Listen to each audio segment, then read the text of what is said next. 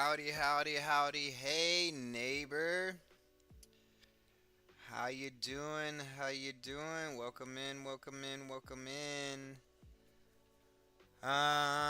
So, oh shit. My window's been open. Yeah, so we got some flooding in Texas. We got Trump lying to the American people about the 2020 election. We got Republicans just failing left and right, and the climax of all of that is Democrats are going to take a majority in the House. Hopefully, the Senate. They would need 33 votes to get that or 33 seats to get that super majority. Definitely, that's for the supermajority. I think Democrats are going to win in the Senate to get a majority as well. Um, and we need to. We need we need Democrats in there that are not beholden to Israel, and we need to stop sending our money to Israel because we need it here to help with our own natural disasters. Look at this. Like, look at how there was a tornado in like San Antonio last night or yesterday. Um, we have floods in hill countries, Kerr Valley again. They're asking me to take in another dog at the foster from the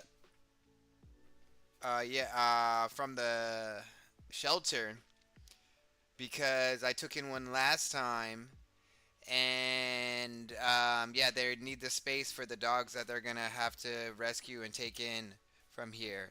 So I don't know. We'll see what I do there. I'm about to be moving here, and then like a little bit more than 30 days. Um, but yeah, let's get into it. Let's talk about it. Jesus, and there's more coming. Continuing coverage on heavy rains and flooding in central Texas. We have been following every update from Kerr and Uvalde counties where the video shows a barge hitting the Kerrville Bridge. The storm has killed 2 people, a man near conference. 2 people already dead, bro. And that's my thing is like, okay, like this literally happened same time last year. It was July 4th when Kerr Valley flooded, and the camp full of little girls lost what, like 12 little girls. Oh my goodness, it's so fucking sad.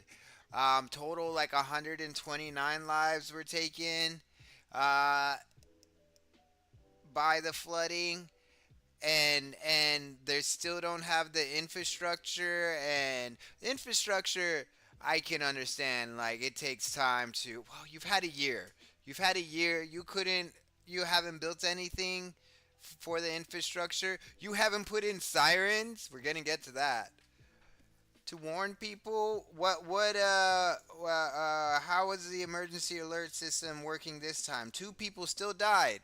2 people still died despite you knowing that last year this same thing happened. Like, what the fuck, bro? Whose RV was swept away, and a woman near Uvalde whose car was swept away. We do want to keep you updated on the homes underwater and evacuations near the Leona River. People are still unable to go home and to see the damage left behind there. There are also washed out roads and bridges across the state, like this one between Johnson City and Fredericksburg. And TxDOT tells us that 87 road closures have happened so far across the state. And of course, Nick, more rain is on the way. Yeah, in fact, we have rain and storms moving through Austin right now. That's actually a lower concern than the rivers, which are still high and still in flood.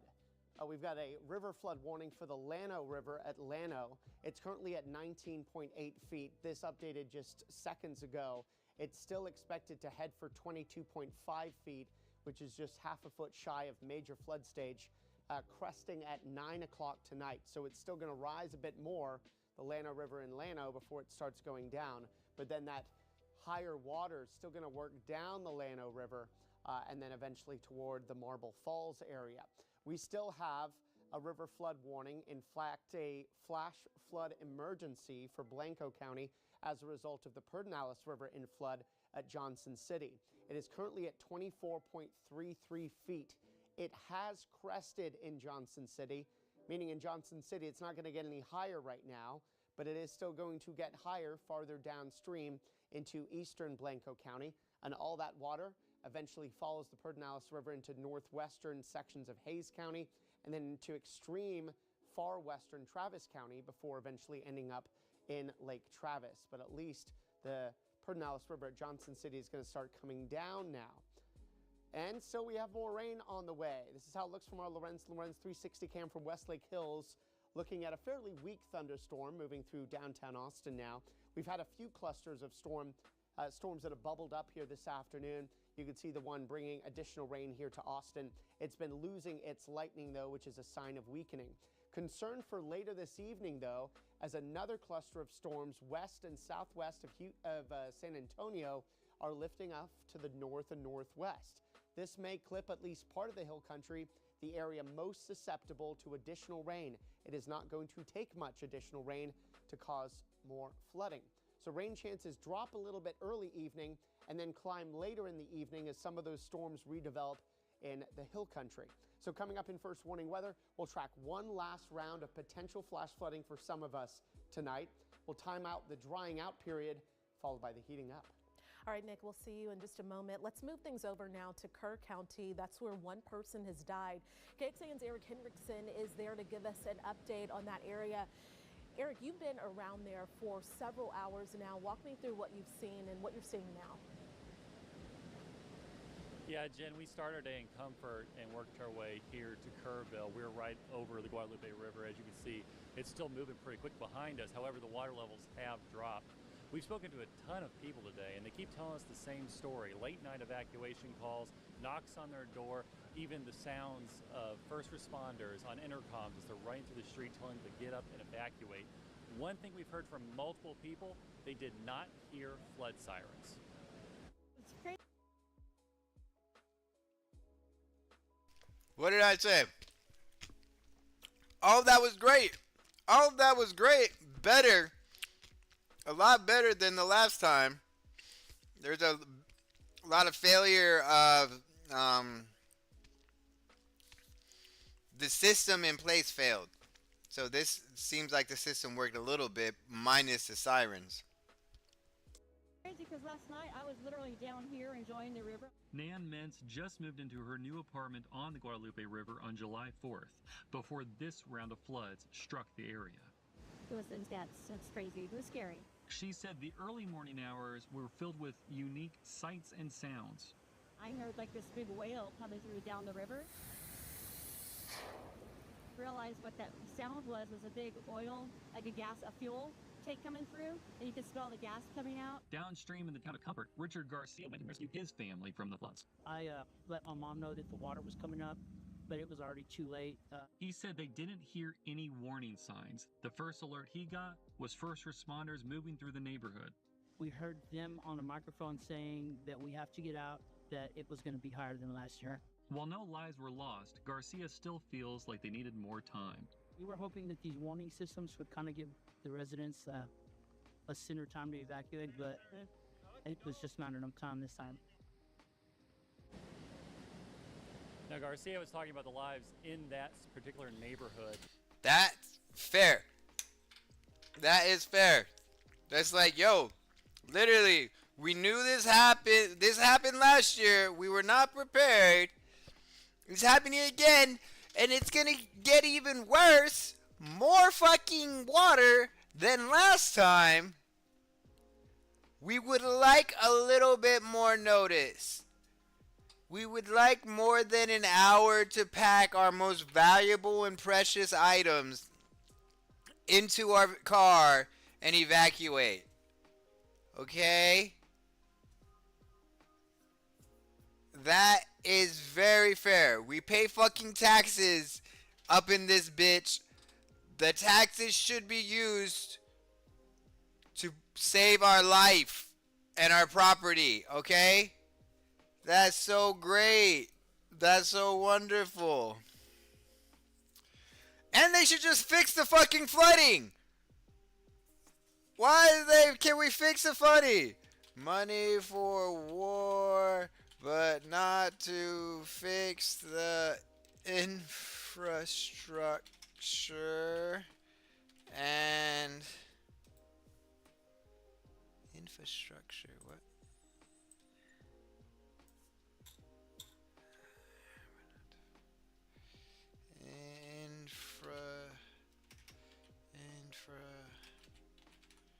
Infrastructure and warning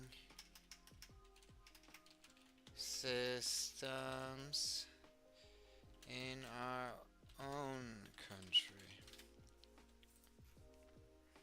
He did not know at the time about the gentleman in near Comfort who had passed away. Now, the flooding in this area has been pretty intense, but actually flooding has been occurring in town too. We've seen multiple restaurants in the area also closed due to water damage.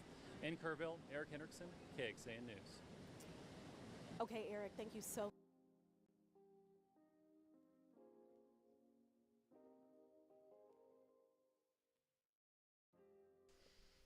Again,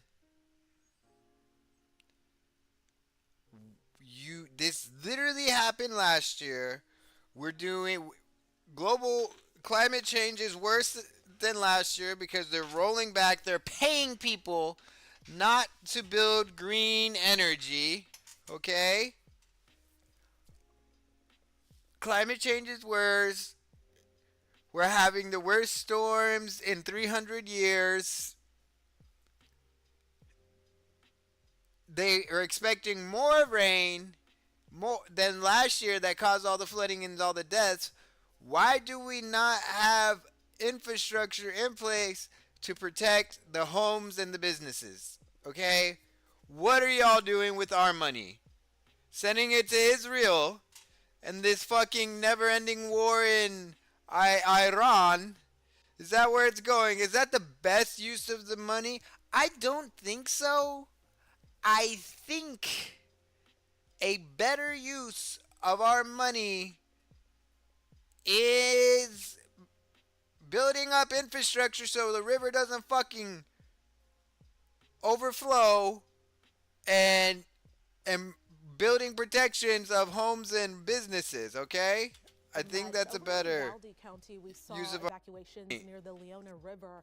The area was drenched with heavy rain for yet a third day in a row. It created a flash flood emergency and led to multiple rescues overnight. People there have been told to shelter in place as water still blocks major roadways in and out of the city. State Capitol reporter Dylan McKim spoke with a woman who has been waiting to go back to her home for days now, even though she does not know if there's anything in her house left to go back to. It was a long night for people in Uvalde. Loud, raining all night. Thunderstorms, tornado warnings, and a whole lot of rain swelled Uvalde's waterways, pushing water into this apartment complex in East Uvalde and pouring 4 inches of water into James Garza and Alexis Moreno's apartment. I mean, we're not too much worried about the replaceable stuff. We were able to get out, and that's enough. While some pick up the pieces, We have never had it flood like this. others still don't know what's left of their home. It's literally has destroyed everything we have. Angela Turner and her family evacuated Tuesday with nothing but the clothes on their back. She still has not been able to return home because it's blocked by flooded roadways. I know that my home is destroyed, but I just want to go there. I need to go there. She currently is staying in an empty house with air mattresses along with 4 other evacuated families. We spoke to her over the phone, unable to cross flooded roads to meet with her. This is just, our house is going to need to be redone all underneath it. One of Turner's biggest concerns is finding a way to tell her 10-year-old daughter their home may be gone. And every night she's woke up just, Mom, I want to go home. I'm worried about our house. We need to go home. And we just can't. In Uvalde, I'm Dylan McKim. Of course, the problem wasn't just the rain we've had since midnight today, but the several days of rain. And look how much the rain since late Monday has added up. In Harper, in western Gillespie County, more than 17 inches of rain. Just over a foot there in Doss, yet the amounts were much lower in northeastern sections of the hill country, closer to 2 or 3 inches. Anywhere from 1 to about 4.5 inches of rain over the last 3 days in the metro. And then in our eastern counties, 1 to 5 inches of rain. No surprises that our lakes are rising. Lake Travis up almost a foot since yesterday, and LCRA projecting it will climb another 8 feet by the end of the week. We'll track the potential for one more round of storms and downpours tonight in First Warning Weather.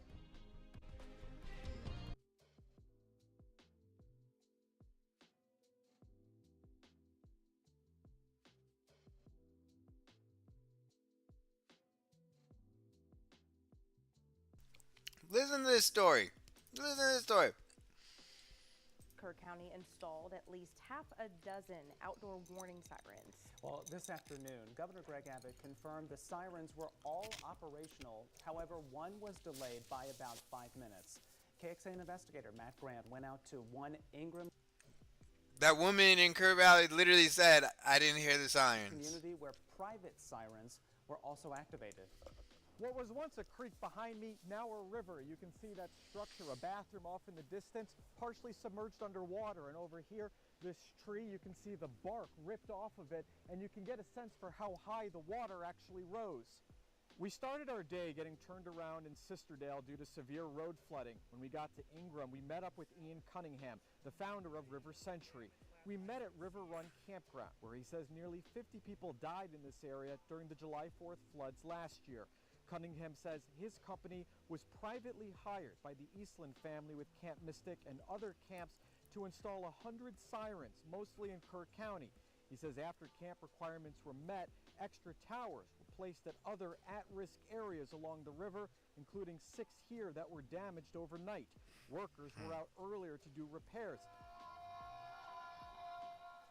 Take a listen to this video. You can hear just how loud they got. He says this was around 3:30 in the morning. And that was key here last night because the flood happened here. It didn't happen 15 miles up. Listen, I don't care who the fuck pays for them, but get them there.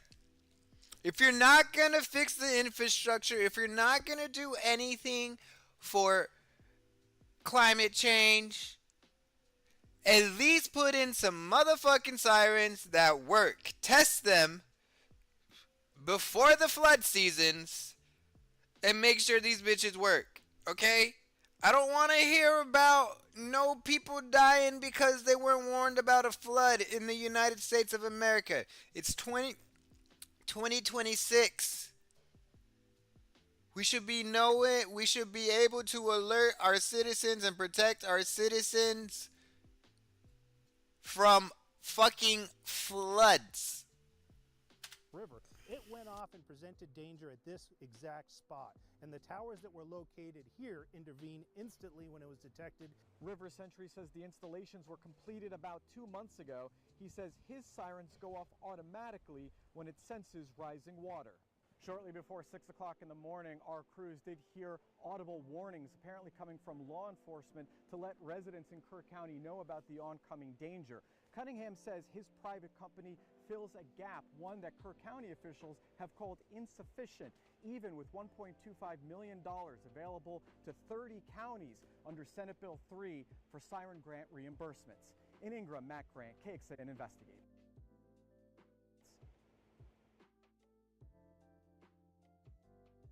As he just explained, the Pedernales River started rising this morning and is still causing trouble for some parts of central Texas. That is where KXAN's Kevin Bosker has been all day checking on the conditions. He has, and he's now safe on higher ground, so glad about that. But Kevin, we'd love to hear more about your experience today. Yeah, I mean, if I were to close my eyes, I would think I'm on the beach because that's what this sounds like. It's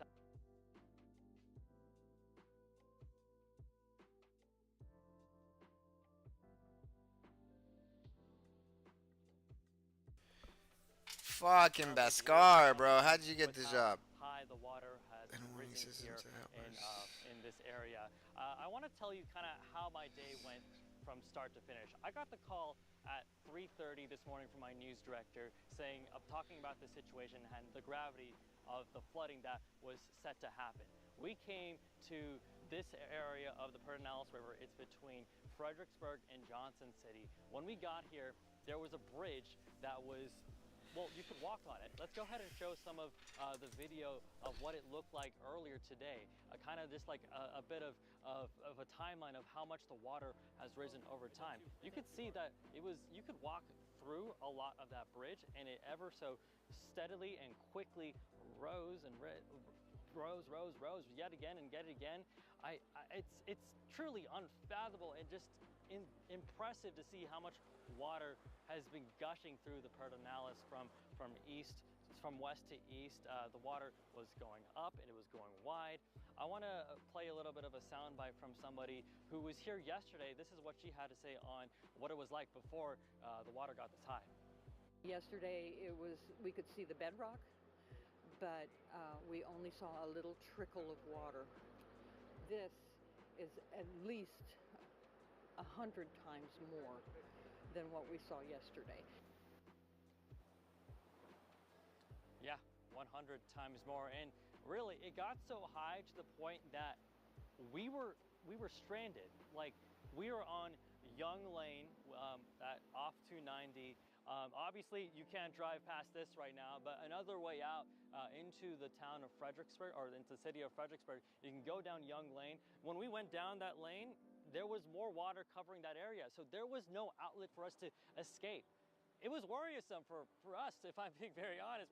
We were thankfully in a position of higher elevation, so like we were able to keep ourselves safe. And I want to give a shout out to this one family, Dylan and Lizzie. If you guys are watching, y'all, they provided us hospitality and sandwiches in this time where we were stranded. So thank you guys for doing that, because That's so wonderful, so great. I do love that energy. Unfortunately, one, that's just stupid ass's fault for like getting the shot and then not protect. Like, imagine if they weren't there, huh? And then two, I hate that it's when the time of disaster that we,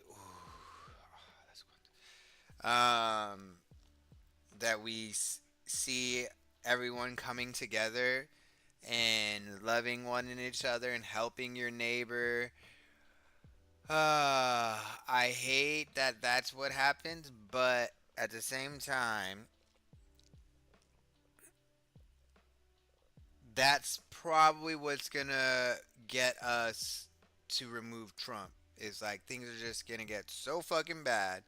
Everybody's like, yeah, it's a disaster. This is a natural, no, this is an unnatural disaster, and we need to. This wasn't the first. Yeah, this was. It's not the first time, and fucking obviously it's gonna happen again. Yeah, we need to, come together and get this guy out. Okay, that's enough of that. Let's see what. Will the president accept the results of November's election? Look, Ed, you should tune into the president's speech tonight before you jump ahead to conclusions. Here's what's going to happen tonight. The world's most famous sore loser will deliver a primetime presidential sour grapes address to pursue his 6-year-old grievances about the 2020 election, while his war in the Middle East spirals out of control and the cost of living continues to rise for Americans across the country. Trump's set to address the nation tonight. He sent out his chief propagandist to do his bidding before said address. An address that, well, at the time this video was recorded, it hasn't yet secured a primetime slot on many major television networks. Well, Caroline Leavitt's appearance didn't go to plan either. I switch to Iran, please, and specifically the Manab school attack. 120 children dead, 26 of their teachers. A Sky News investigation released today points to all this being a tragic mistake by America, by the US military. So could you explain, please, why the president is repeatedly saying it wasn't America when he hasn't actually, he says also that he hasn't even seen the report. I can't speak to the Sky News investigation respectfully because I have not read it. All I can speak to is what the president has said as I speak on his behalf, and the investigation continues, and we The investigation continues?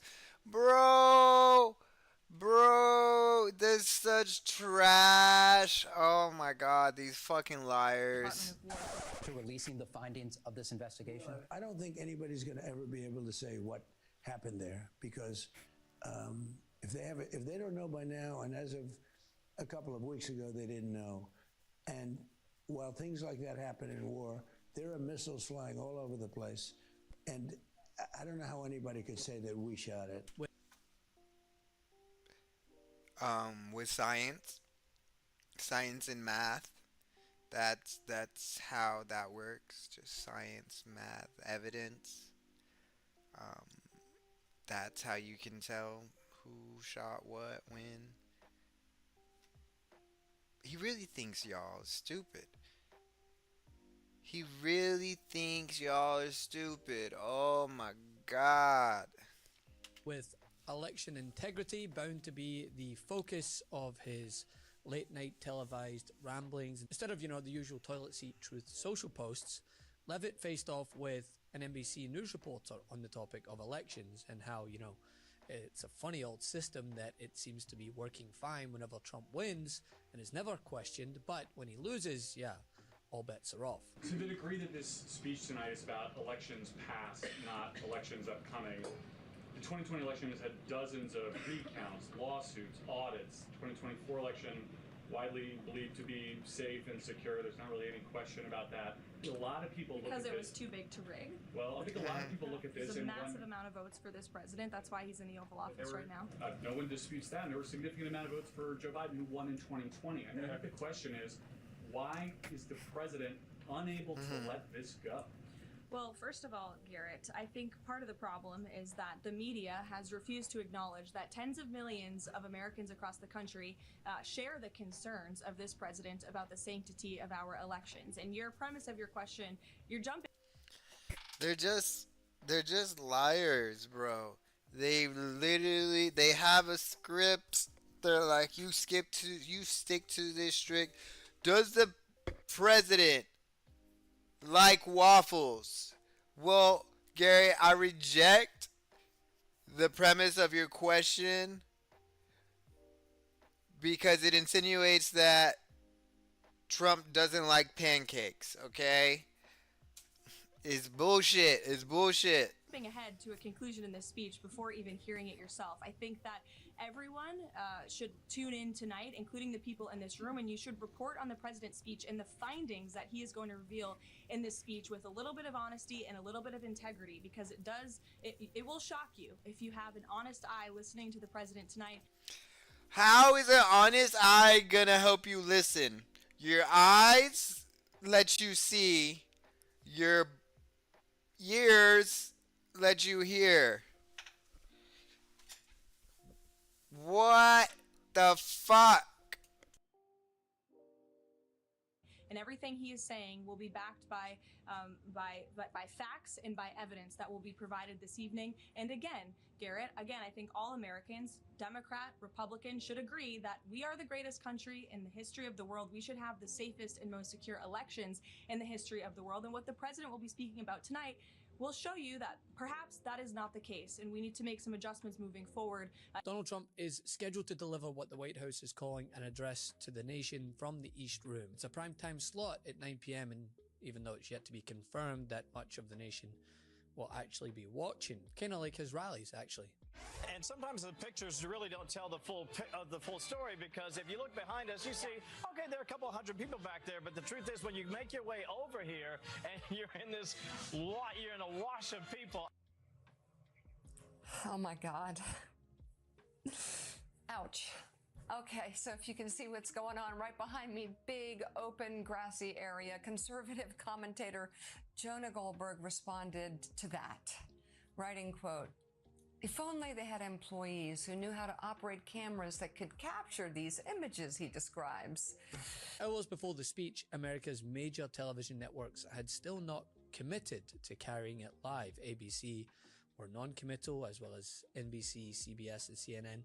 Even Fox News, the network normally willing to broadcast Trump reading from a Cheesecake Factory menu if he promises to call it historic, they had not yet confirmed they would interrupt their regular scheduled propaganda to air it. Now, of course, I expect that to change, right? But isn't it sort of humiliating that hours before this big address, the nation's broadcasters have effectively responded by saying, is there perhaps a way this could be an email instead? This follows the decades-old tale, right, of the boy who cried wolf. How can anyone react to Trump's presidential address with urgency when many are already planning their inevitable fact check to the old tiresome tropes that he's bound to speak about? It shows that any sort of appeal he had, he's lost, and he's hell-bent on slaughtering a dead horse. You ever hear the fake news? They say, that's an 80-20 issue. No, it's not. It's 99-1. You know, I've been doing politics now for 10 years. Not that long, considering I've won 3 elections, you know, so but we did great in the second one. It was a rigged deal. His elections are rigged narrative is back on the menu as we head towards the midterms. Why? Because could it be poll after poll has him underwater? Republican lawmakers are out here panicking. Say, I am on the ballot, because in a real sense he is. If we were to lose the midterms, heaven forbid. I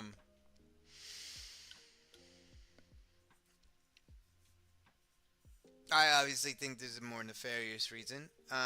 But Thomas Massey said it best. It's like, we won the presidency, we won the Senate, and we won the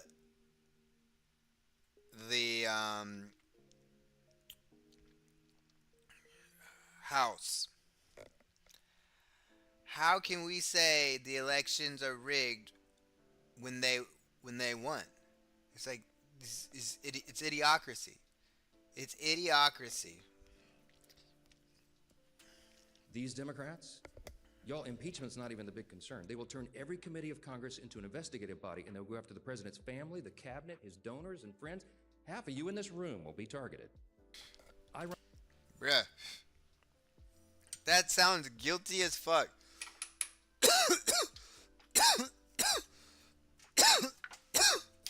Who talks like that? Run the protection program. I'll take care of you, okay? We're gonna win. We're gonna win the midterm. Not to mention that he continues to try and attach his SAVE Act to every bill. It torpedoes it because it's politically toxic.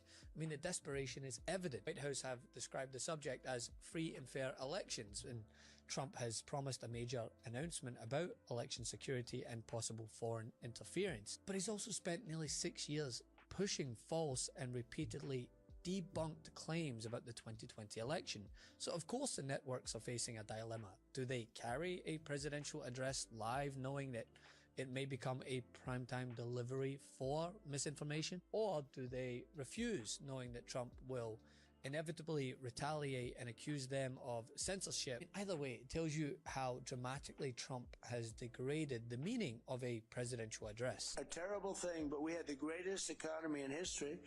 And before COVID, nobody had ever seen anything like it. But if you just took those 3 years and look at what we're doing now, we're going to blow them away. I mean, unless some horrible event happens, which is always possible, you know, we always have to at least think about the horrible events. Who would have thought that COVID could have happened? A thing like that could have happened. But we delivered 100% expensing, and that expensing, I think, we write it off in 1 year. I have friends that bought things that, frankly, they didn't need. I have a friend that never flew in a private plane in his life, and he ended up going out and buying a very expensive private plane because of expensing 1 year. And Trump is the only one to blame for this credibility. Bragging about his rich billionaire friends fucking buying private planes and writing them off in their taxes.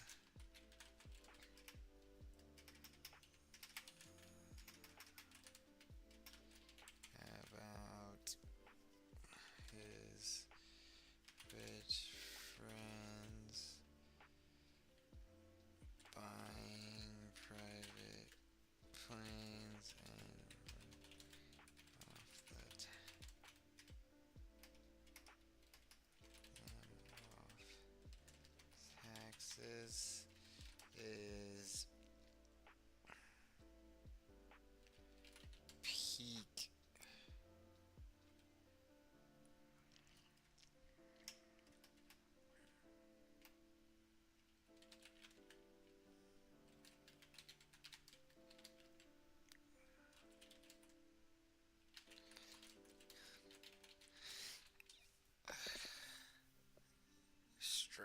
straight shitting on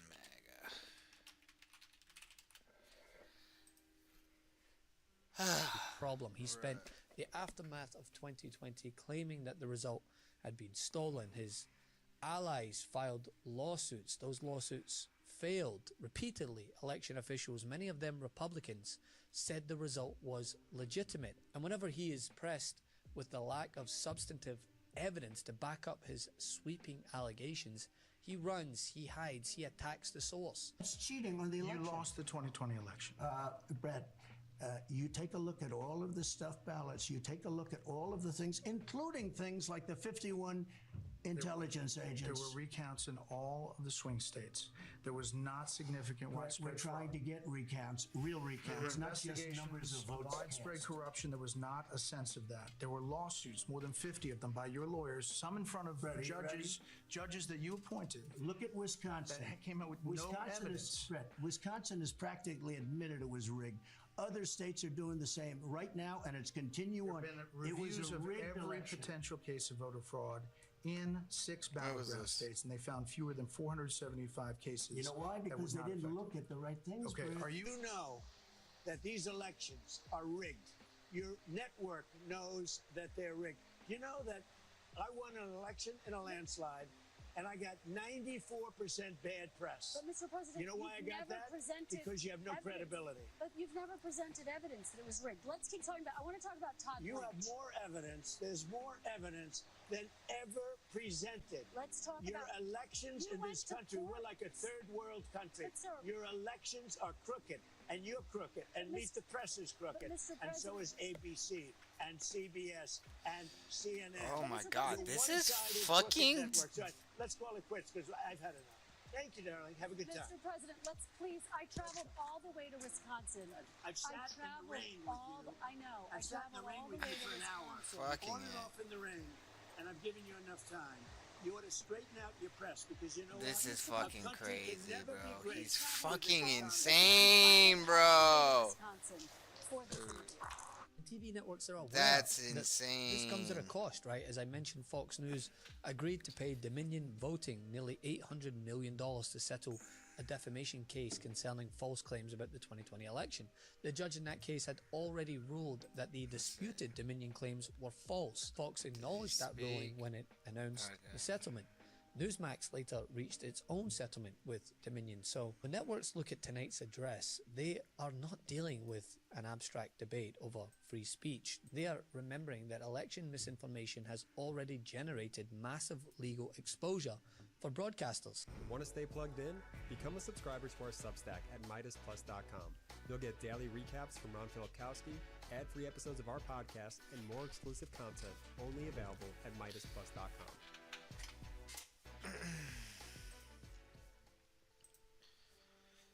Okay, so this is about what he released.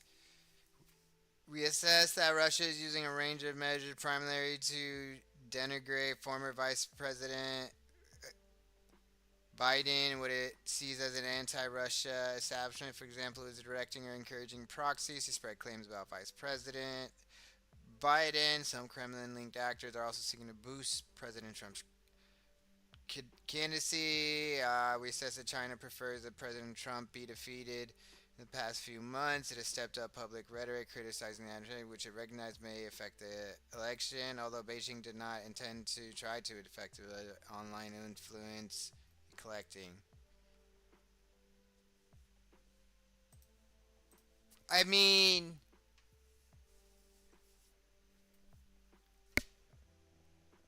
this is all things we've known. I think they're meaning to just use it to call the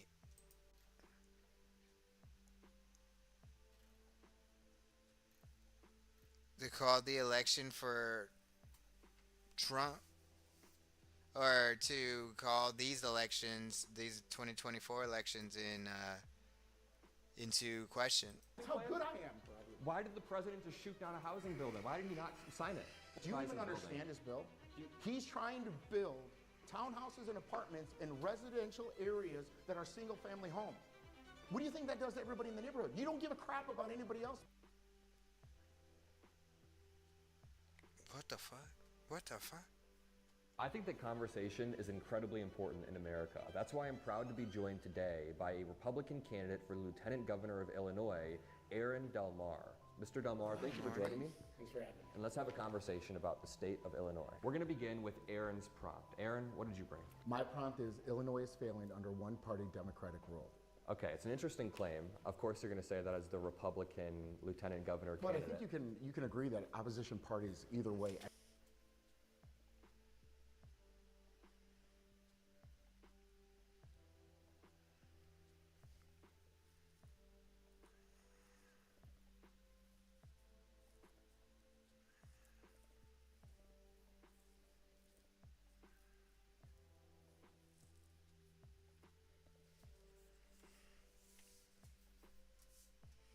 Any state, anywhere, is always stronger for good government and for the people. Always stronger for good government? I mean, the people of Illinois seem to disagree with that. I think I disagree with two fundamental parts of your claim. Number one, I disagree that Illinois is failing overall. I also disagree that it's under one-party Democratic rule. There's 102 counties. Do you know how many of those counties are Republican controlled? 97 of them. Do you know how many of them are equally gerrymandered? Each of these counties under J.B. Pritzker and the Democratic majority. What the fuck? What the fuck? What does it matter if they're gerrymandered or not? You have 97 counties? What? What? Here in Illinois, if Illinois Republicans had the same amount of ability to have fair elections based on not having gerrymandered state, which is probably one of the worst in the country, we'd have a way Texas is the worst in the country. better government. I here in agree that Illinois. gerrymandering is bad, but have you called out the gerrymandering in Ohio, Texas? Have you called out the gerrymandering in Tennessee? I mean, they have 100%. You know, when completely J.B. built that up. Pritzker decided to run the first time against Bruce Rauner, he talked about fair maps. That was one of the keynote parts of his campaign. And where did that go? If you even look at him on the Late Show talking about, hey, look, it looks like a child did it with a crayon. What does the fucking fair maps even mean, bro?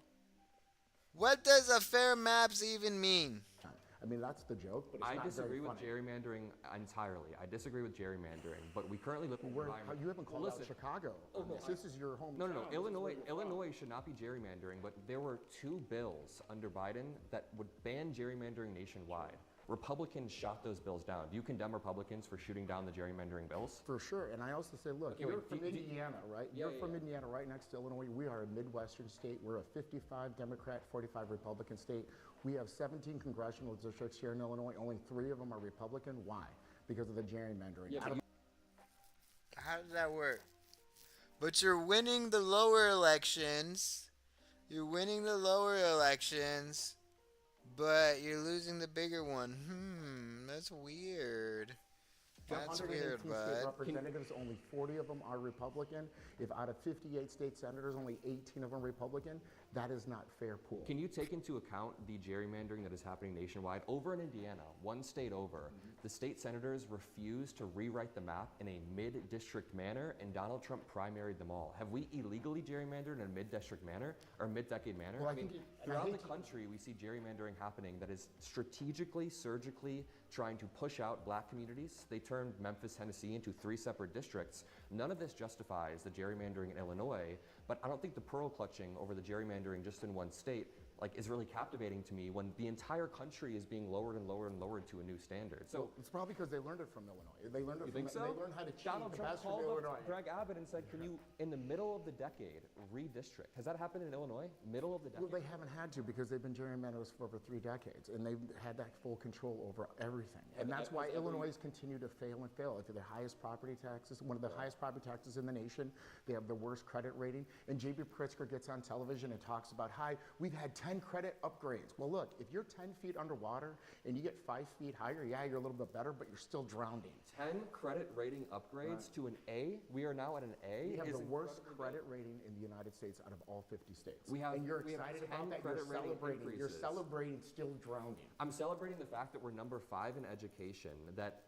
And maybe in education spending, but not in educational output. We are number 5 in educational The Illinois outcomes. Board of Election, in the Illinois Board of Education's own mandate, they're 78% of Illinois students are failing. They cannot read, they cannot write, and they cannot count at Can I grade ask level. you, what's your plan to fund the schools when you cap property taxes for people who own homes, like the richest people in Illinois? Where are you going to find the revenue from to then Well, first fund of all, what we would do is that, unlike J.B. Pritzker and his running mate Christian Mitchell, Yeah. we will make sure to fund the full part from the state.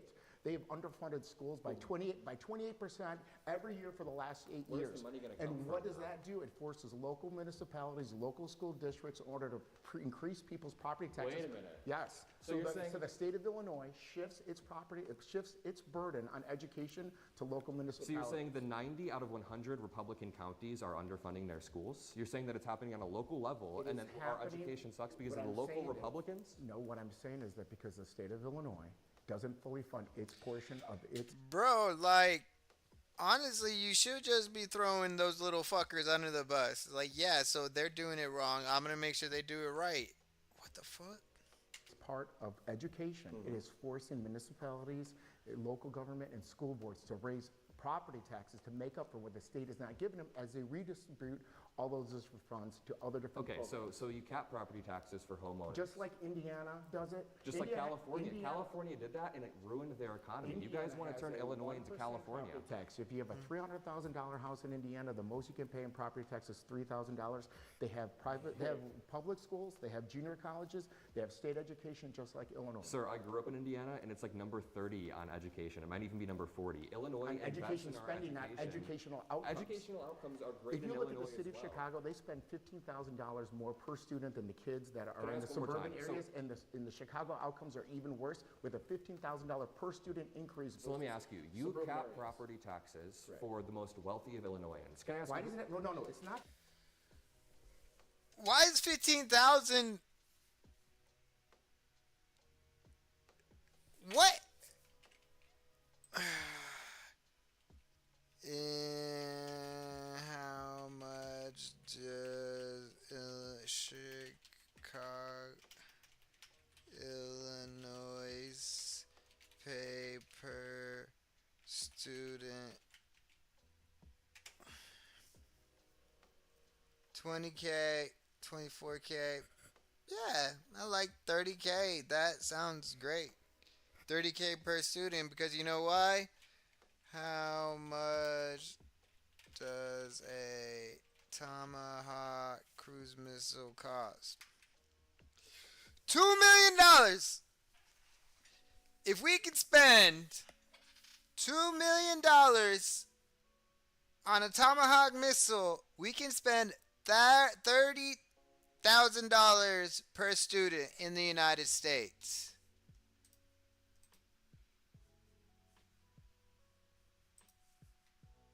Not for the most wealthy. It is. It's for everyone. Okay, When you say I don't property like tax- this fuck anyways. Let's skip him. According to Time magazine, Trump's former campaign manager runs an Israeli influence op targeting the MAGA base. U.S. officials became concerned after MAGA influencers posted similar attacks on Trump's June 17th ceasefire agreement with Iran, often using nearly identical language at roughly the same time. Some shared an Israeli op-ed titled, "You could have been the greatest president of all, but you failed." Others circulated the same video appearing to show Qatar's prime minister snubbing President J.D. Vance, arguing that regional powers were dismissing the Trump administration's naivete. Several accused Trump of surrendering without eliminating Iran's nuclear program. Officials tracing the post came to suspect a wider influence network linked to Brad Parscale, Trump's former campaign manager. I believe that guy's a literal criminal too, right? FARA filings previously reported by Responsible Statecraft show Parscale's Clock Tower X agreed to produce pro-Israel content, distributing messaging through conservative media networks, and influence how AI systems, including ChatGPT, Claude, and Gemini, characterize Israel and its wars. Hold the fuck up. Hold the fuck up. So not only is it a coordinated pro-Israel campaign that they're paid to do on social media with all their little fucking networks where they're all in group chats and they all send out similar shit at the same time, but they're trying to rig the game when it comes to AI, where you ask a question Of about course they Israel are. to ChatGPT or Claude or Gemini or whoever, and it gives you like a politically correct answer that sanitizes Israel? Oh my word, bro. Oh my days. What? New reporting from Time cites sources who said firms linked to Parscale distributed suggested messaging to conservative influencers through private group chats, with some creators paid based on their posts, reach, and engagement. Time names the Yak Boy as an influencer paid by par scaling firm. How many times did I go out there and say, you guys can check on my Twitter, although I don't know if the search feature still even functions at all. But the number of times I said that Yak Boy is an Israeli op is uncountable. I've said it so many times. And this now it's literally directly proven that the Yak Boy is an Israeli op. By the way, this goes hand in hand with, remember when Netanyahu was caught on video talking to influencers, and he was saying that, like, hey, the next front in our war is on the battlefield of social media and online. And what we're going to do is we're going to flood the zone, and we're going to get our narrative out there, and we're going to work the refs, and we're going to defeat our enemies. So there's this natural organic wave of anti-Israel sentiment based on what they've done to Gaza and Lebanon and how they've just been generally horrible. And their idea is, let's harass all the social media platforms. Let's try to ban people who are pro-Palestinian and anti-genocide. Let's have people like their allies, the Ellisons, buy TikTok and other social media outlets, buy CNN, buy CBS. So let's rig the game, get people in there favorable to us, rig the rules, ban people who say things we don't like. Let's get biased answers through the AI programs, and let's pay an army of brainless influencers who are paid hacks to just regurgitate our propaganda. All right, so take a look at this. Eitan Fishberg. Fishburger, I should say. That's an unfortunate last name. Eitan Fishburger? Okay. Look how Qatar's prime minister totally snubs and embarrasses VP Vance. Qatar is an enemy state. It spits on American sovereignty and laughs at the naivete of its leaders. Time to treat Qatar like the Islamist hellscape dictatorship that it is. Watch Qatar snub Vance. So embarrassing. While J.D. Vance is busy getting embarrassed in Switzerland, could real Donald Trump possibly do that? Only time will tell. Yeah, so this is, it's a coordinated effort. It's a coordinated effort. Dropsite says, according to Time, Israel and the Trump administration both reportedly unhappy with Brad Parscale's influence campaign, which was meant to strengthen support for Israel among conservatives. Quote, we are pissed at Brad Parscale, an Israeli official told Time. He was supposed to make things better. We have paid him lots of money, but what did he do with it? Things have only gotten worse. Time cited Pew data showing just 32% of Americans now view the Israeli government favorably, the lowest level in decades. Among young Republicans, 57% held an unfavorable view of Israel in April, up from 50% a year earlier. So, ladies and gentlemen, this is what you have to do when support for your country has imploded, when there is no organic support, when everybody hates you, when they realize we're fighting wars for you, when they realize you've infiltrated our government through the Israel lobby and you've bought our politicians and you're rigging everything in your favor. The organic sentiment is one that's anti-Israel, is one that's anti-genocide. And so what they do is they buy support. And this is just like, what was it? I forget the specifics, but there was another Israeli influence operation that was outed. I believe it was by The Intercept or Lee Fong, and they say that, you know, people were getting paid like $7,000 per post or something like that, up to $7,000 per post or $8,000 per post. And it would depend on how wide your reach is and how many followers you have and stuff. But understand something, guys. This is a harbinger of things to come, right, in this new economy. Because people have realized the power of, you know, new media figures, independent media figures, social media voices. And so what they're going to try to do is astroturf now and try to pay people to push their narrative. And so you have to be very diligent when looking around and figuring out who to take seriously, because we're going to get to the point, if we're not already there, we're going to get to the point where the majority of the people giving an opinion online who have a decent-sized following are basically just bought and owned, right? I mean, you can see it now. All the money people take from corporations and billionaires or think tanks, and, you know, they cut one way or another way directly because of that. When everybody says the exact same thing. A red flag is when everybody says the exact same thing after some event, where it's like, wait, that would not happen naturally. Well, that's because it's not natural. It's a thing that they're all paid. They're all in the same group chats. They're all, you know, orchestrating it. And so you got to be very careful, bro. Like I said, you guys know how we fund this show. This show is all small dollar donations and the default ads on YouTube, and that's it. And I'm very proud of that fact. You know, we won't be bought because I've literally never done an ad read. I never will do an ad read. I've never talked to an advertiser. I've certainly never talked to a think tank or a government or a billionaire or anything like that. Never going to happen.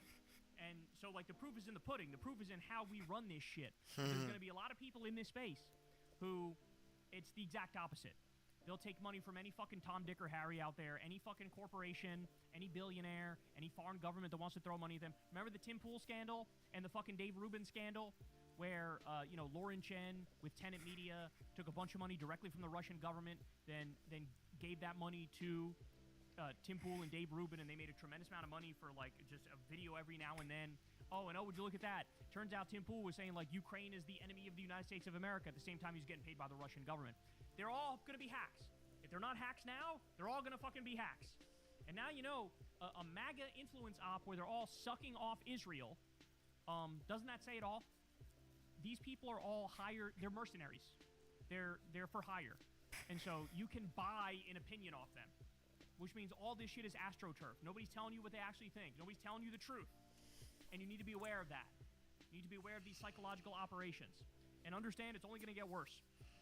The more the reality settles in that Israel committed genocide and live streamed it, the more they will work overtime to try to bust up that consensus and try to steer everybody in a different direction and try to censor and deplatform and try to boost their voices of liars, paid liars.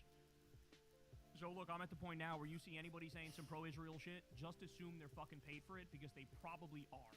Hey y'all, do me a favor and like and subscribe. It helps out big time in the algorithm. Click the bell. Bro, nobody's paying me to do this shit.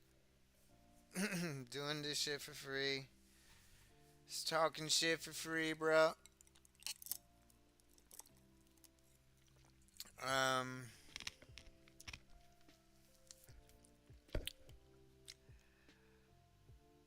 I don't see how we have allowed a government, a foreign government, to have so much influence in the United States. And then at the same time, we have Trump saying, oh, it's China. It's China that's influencing an election. That's why he's lost in 2020. That's what's going to happen again if they lose in 2026. Is that what it is? Bell as well for notifications when video.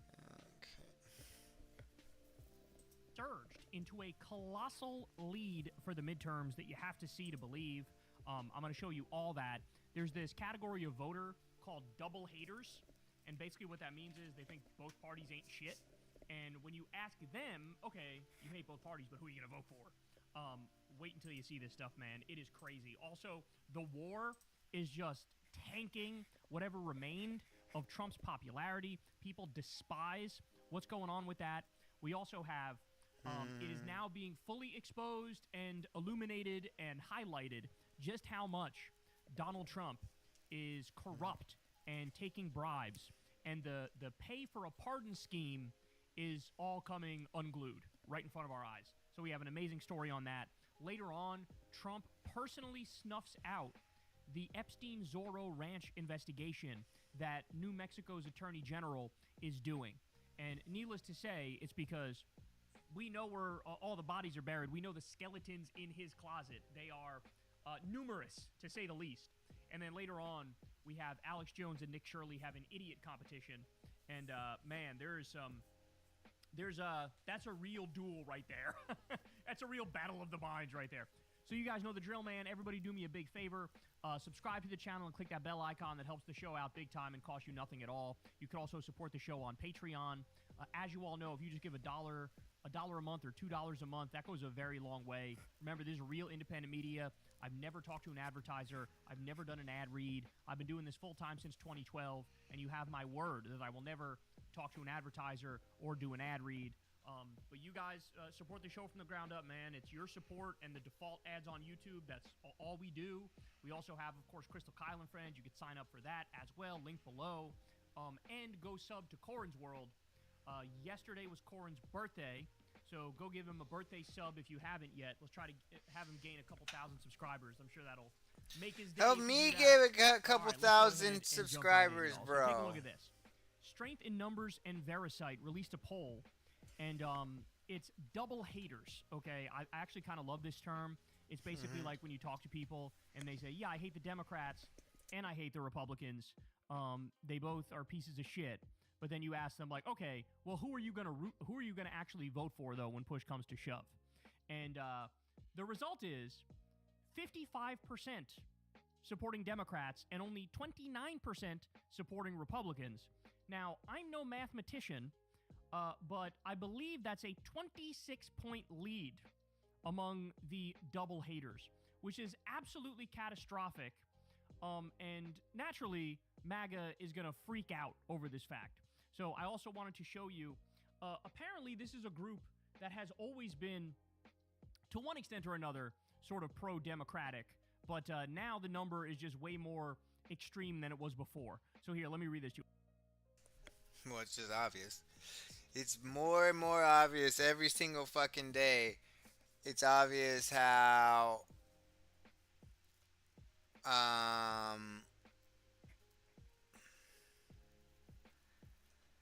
dangerous the Republican Party is. Americans have never liked their political parties less. Pew found in May that 26% of adults now hold an unfavorable view of both parties, the highest share in more than 3 decades of asking the question, and more than 4 times the comparable percentage in 1994. Damn. So that means everybody feels like the system is more broken today than it was in 1994. The averages at 50+1 show both parties sitting around 15 points underwater on favorability, and neither has been above water in years. Over the last few election cycles, analysts have become obsessed with how these double haters vote. In 2016 and 2024, Donald Trump won voters who had an unfavorable opinion of both him and his opponent by double digits. So Trump beat Hillary and Trump beat Kamala by double digits, with people who said, I don't really like both of them, but they broke overwhelmingly for Trump in those instances. This is according to exit polls. He also won them in 2020, but the group was a much smaller slice of the electorate then. So now in 2026, in their June poll, Strength in Numbers and Verisight, they asked 2,000 Americans to rate both parties on a 0 to 100 feeling thermometer. 0 is cold and 100 is warm towards the party, okay? About 1 in 5 registered voters put both parties below 50. This is the group that they'd call double haters, okay?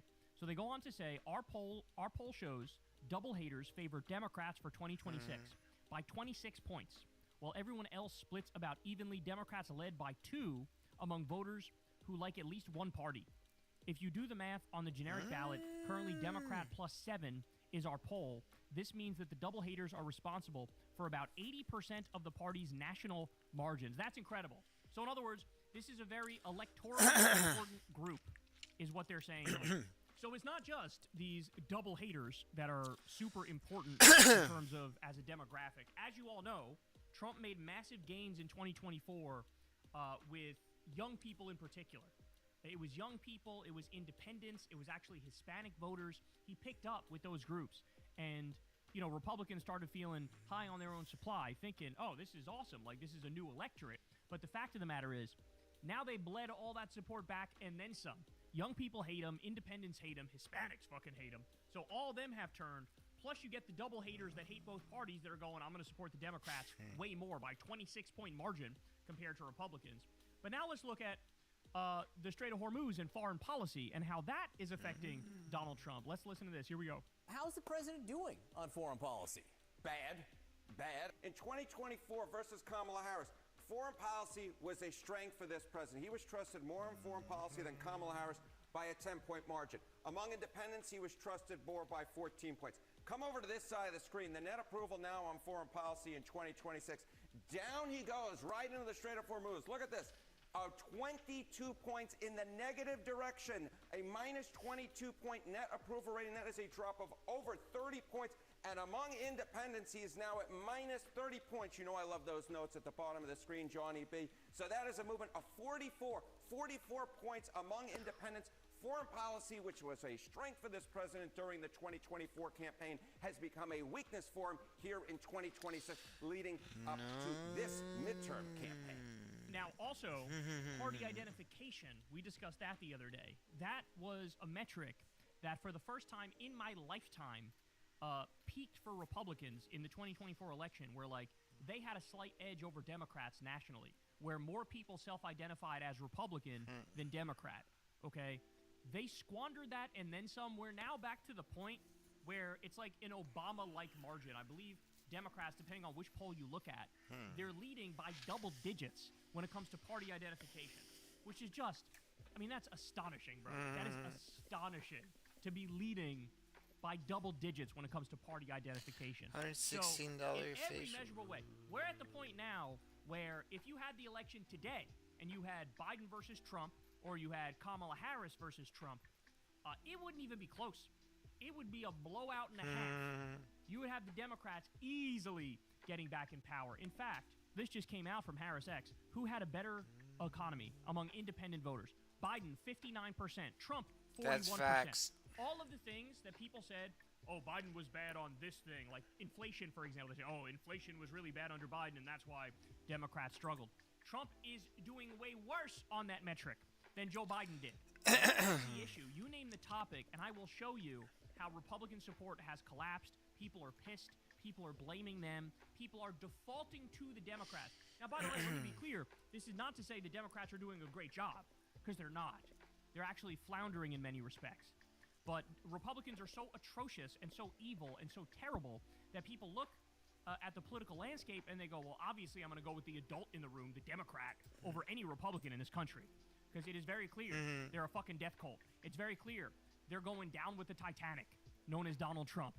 So this is just, it's getting overwhelming, right? It's getting overwhelming. And this is exactly why you see Trump losing it and effectively trying to rig the midterms, effectively trying to put a thumb on the scale for 2028, trying to get the voter data from each state respectively, trying to do ballot purging and ballot spoiling, trying to, set up plans. He's given a speech tonight, actually, which is supposed to be about, election security or whatever, and there's speculation that he's going to try to say, oh, the Georgia senators are now nullified because I declare there was fraud in Georgia in 2024. So they're going to try to take it, or 2020. They're going to try to take it from Warnock and Ossoff. And again, I'm telling you, listen, if I know anything about Trump, he refuses to acknowledge when he loses, period. That's this guy's whole personality. He's a liar, he's a cheater, he's a con man. He refuses to acknowledge when he loses. There's stories about him when it's the golf course, right? And he goes and plays in an event, and he loses. It's a team event, a golf team event. He plays with Bill Clinton and Michael Bloomberg and somebody else. They lose the team event, and Trump went into the clubhouse and demanded he get a low net as an individual. And they said, sir, we don't have that in this tournament. This is a team event. This isn't an individual event. He's like, you better find a way to get me a trophy for a low net individual, because he refused to hold an L. This is the kind of guy we're talking about here. So you think he's just going to go quietly into the sunset if his party gets historic losses in 2026 or 2028? No, they're going to do everything they possibly can to try to prevent that from happening. They're going to get as unethical as possible. It's going to be illegal. They're going to do all sorts of atrocious stuff. But just understand where the actual pulse of the country is. Because when you look at these numbers, there's no ifs, ands, or buts about it. These people are primed to get blown the fuck outski. There's no way around that. Hey y'all, do me a favor and like and subscribe. It helps out big time in the algorithm. Click the bell as well for notifications when videos drop. And watch that video on screen right now. Alright, let's see what the fuck he said in the speech. Welcome to a Zeteo live stream. I'm Mehdi Hassan. I'm joined by Zeteo senior political correspondent Swin Soupsang. Good evening, Swin. Good to see you. And only you, not the president. Well, we're also going to be joined by Congressman Jamie Raskin of Maryland shortly to give his take on what's been going on tonight. We're doing this live stream because Donald Trump, the president of the United States, has given a national address from the White House, very sober speech, read from a prompter, not like one of his rally speeches. He spoke at 9 o'clock for half an hour, and he gave this big speech in which he alleged that the 2020 election, you'll be shocked to hear, was stolen, was rigged against him. He made a series of outlandish, unsubstantiated, conspiratorial, and self-serving claims about the 2020 election. The Mad King, who's never accepted his own defeat at the hands of Joe Biden in 2020. In fact, he's never accepted defeat at the hands of Ted Cruz in the Iowa caucuses. He says those were rigged too. A man who's never accepted defeat tonight came out and claimed that the Chinese government interfered in the 2020 election to help Joe Biden get elected and to defeat him, which is weird, Swin, because number one, He didn't provide any evidence for this big claim. He talked a lot about intelligence, stuck a bunch of documents on the White House website, but none of them actually showed any evidence of hacking or vote rigging or vote manipulation. In fact, the opposite, and we'll talk about those documents. Number two, if Xi Jinping, the Chinese government, the Chinese dictator, pulled this off, why does Trump constantly say he's best friends with him and he likes him so much if he's this nefarious actor, as Trump claimed tonight? And number three, of course, the most important point of all, is that the US intelligence community under Donald Trump in January 2021 went to Trump and said, it's our conclusion, and this was the hand-picked director of national intelligence, wasn't it, Swin? John Ratcliffe. And this report concluded, and I quote, and you can read it online, everyone watching, and you're watching on Substack and YouTube, we appreciate you all. Quote, we have no indications that any foreign actor attempted to alter any technical aspect of the voting process in the 2020 US election, including voter registration, casting ballots, vote tabulation, or reporting results. We assess that China did not deploy interference efforts and considered, but did not deploy influence efforts to change the outcome of the US presidential election. That is what the intelligence has always said. So what was the point of this address tonight? It was one of the most pathetic excuses for any presidential act I've seen in my entire life. I know we've been saying that a lot over the past year and a half. That doesn't make it any less true. And also, all of your points, obviously, very good, very true. Ultimately, the reason for Donald Trump and his administration coming out to do this is not for it to make coherent sense to people with relatively normal brains, like you and I, or I'm sure all of our legions of Zateo fans here. Obviously, we're going to be doing a good bit of fact-checking here, because that's our responsibility as journalists, but to some extent, them trotting out this alleged intelligence, these declassified whatevers, these bold claims, they're not He's a better reporter than Bhaskar that we watched. made to actually be fact-checked. They're made to kind of throw a shiny object out there, get people to chase it, and at some point you're chasing your own tail if you're doing that, because they're just putting out a whole bunch of bullshit that one way or the other Donald Trump is going to use to continuously justify his and the Republican Party's crackdowns on elections, efforts to steal not just the 2026 midterm elections, but other elections going forward, even when Donald Trump is off the political field. That's the point. They're just sort of grasping for any sort of patina they can to do this. And look, another way that you know it's complete bullshit is because of the way the speech was written. We have reporting at Zateo to this effect. We haven't written it yet, so whatever. I'm just going to say it here, and we're going to give it to the ears of our listeners and subscribers right now. Trump and his White House senior staff have been repeatedly briefed that his administration, this time around, the Trump-Vance administration, you know, in their eyes, the good one, not the lazier one of Trump 1.0, whatever they want to claim, have not been able to find the smoking gun that China actually managed to flip votes in Joe Biden's direction in 2020. This is after Donald Trump and his White House sicked the Bill Pulte's, the John Solomons of the world, all these guys, the truest of hardcore. And just, it's like, we have this new attorney, and she's asking me for stuff, and I don't know if it's there or not.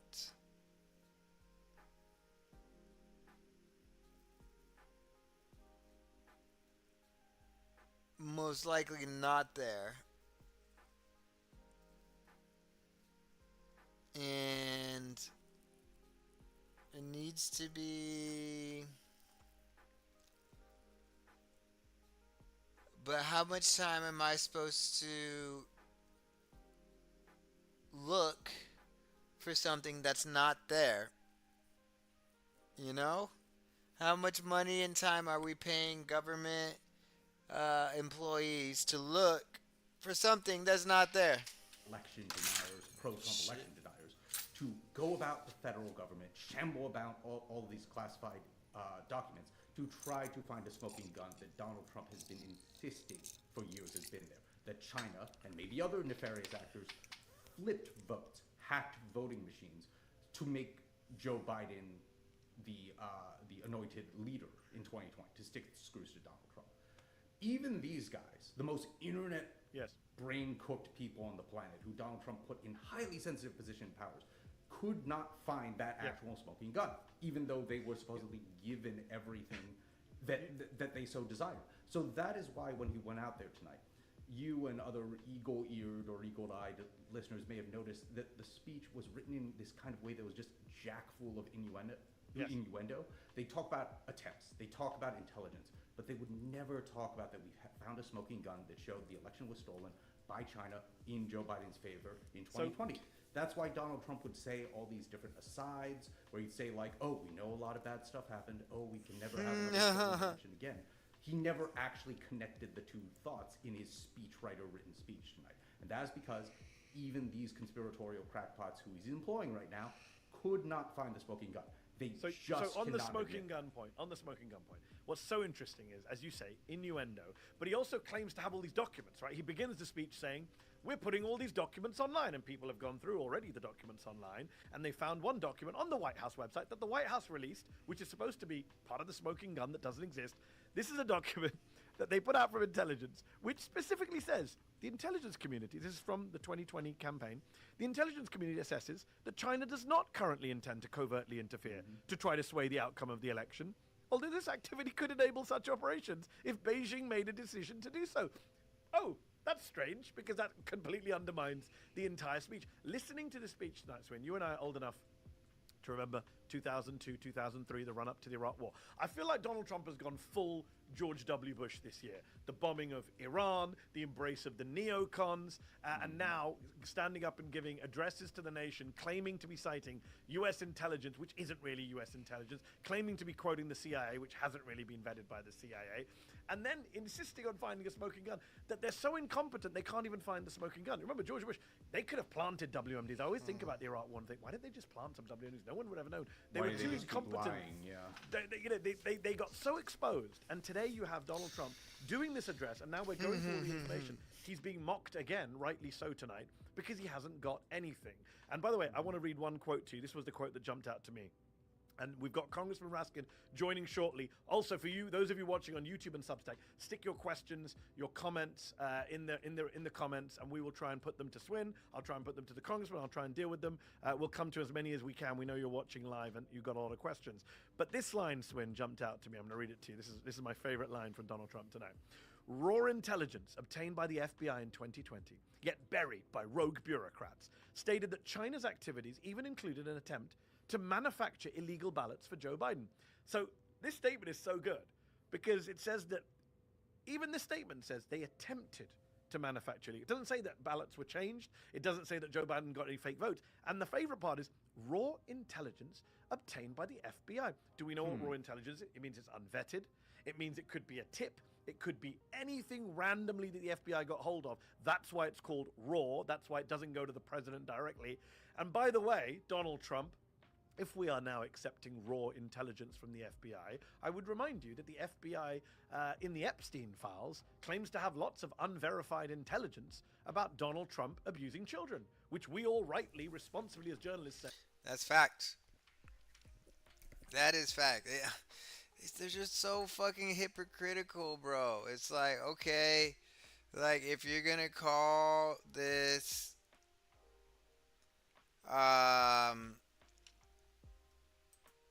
if you're gonna call this rigging, if you're gonna call this proof that there's rigging, then we have proof that Russia helped rig the election for you. You know, we have proof in the FBI files that you fucked little girls. Like, Jesus Christ. How is this shit? Man, it's so hard to comprehend the level of bullshit he shovels to the people, and some of them eat it.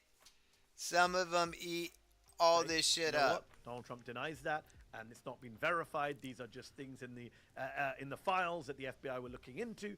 Well, if we're going to start playing the raw intelligence game, does Donald Trump now accept the raw intelligence in the Epstein files, Swin? Of course he does. He's a completely intellectually and morally consistent human being, and surely he's going to say that 1 + 1 = 2 on that front. But listen, as you have pointed out so often on these and other matters, when it comes to Trump, when it comes to his Republican Party, every accusation is a confession. of some sort. Trump spewed this horse shit about Michigan and how Democrats were rigging that in 2020 because with of gift cards, apparently. But gift cards. Just quick context for people watching.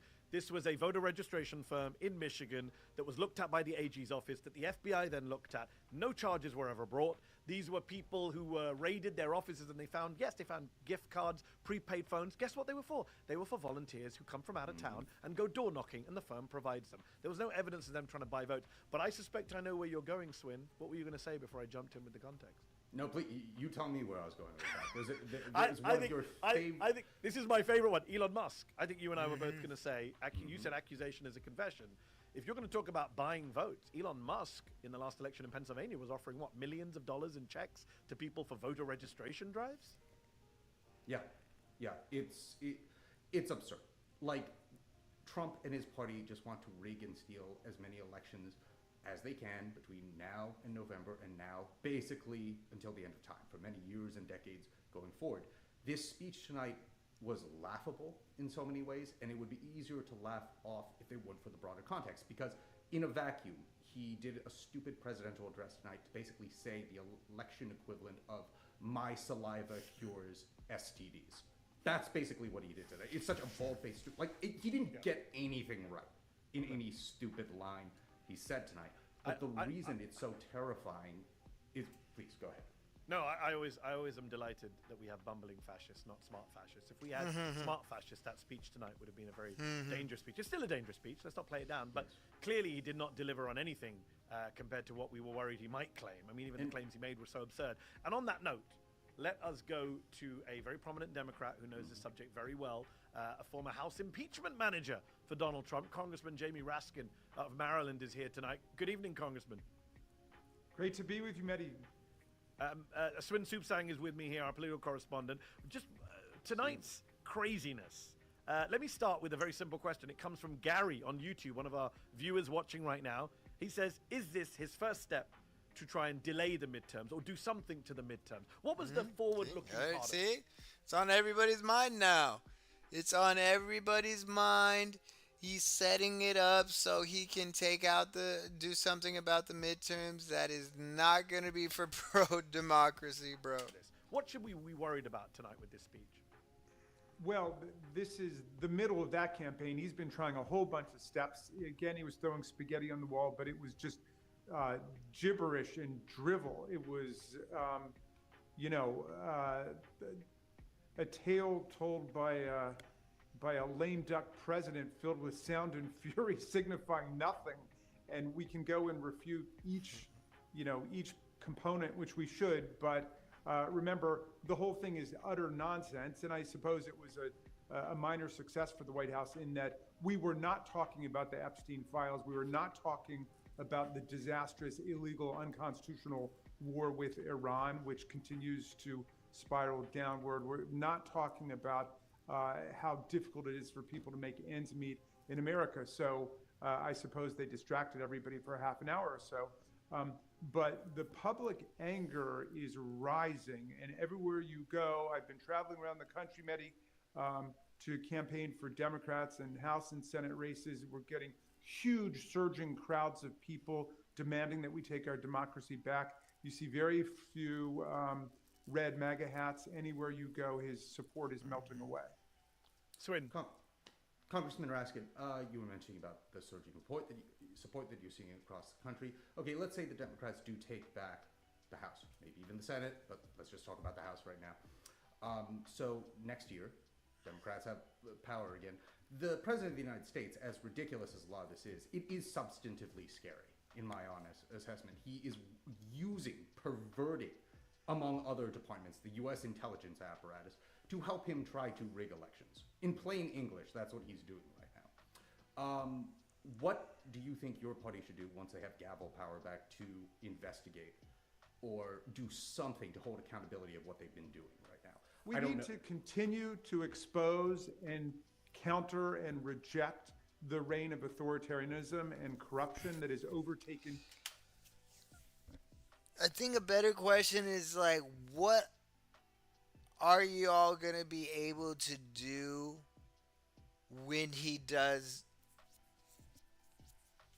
either reject the election results or delays the election or cancels the election even, you know? I think that would have been a better question.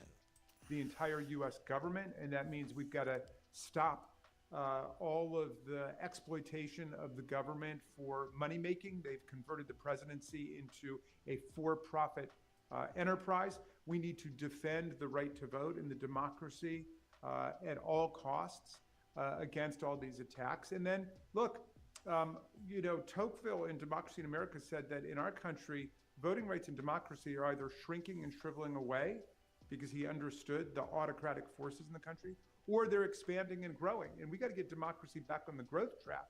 And, it's time for us to start electing the President of the United States by popular vote, the way we elect governors and senators and representatives and mayors. The vast majority of the country supports that. One thing I agree with Trump about is statehood, but not for Greenland and Canada and Panama, but for 713,000 disenfranchised people in the nation's capital who are being trampled every day by the policies of this administration. So we got to get democracy moving again. I don't want to be in a defensive crouch about democracy. I want us moving forward.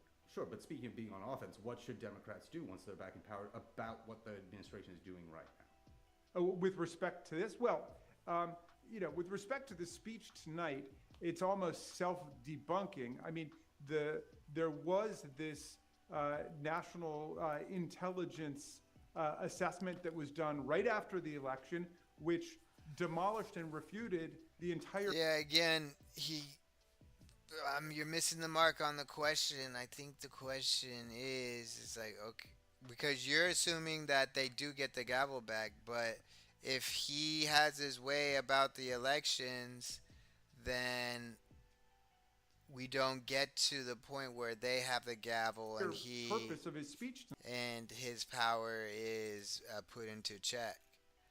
I don't. Yeah. Hey everybody, it is Hawk. Thanks for coming back to my channel. It is Thursday, July 16th. It's about 11:15 a.m. as I am recording this. Stephen Miller gave a speech today about how the Trump administration is declaring left-wing resistance as domestic terrorism. We're going to watch a bit of that in a second. Oh, yeah, this is first crazy. Of all,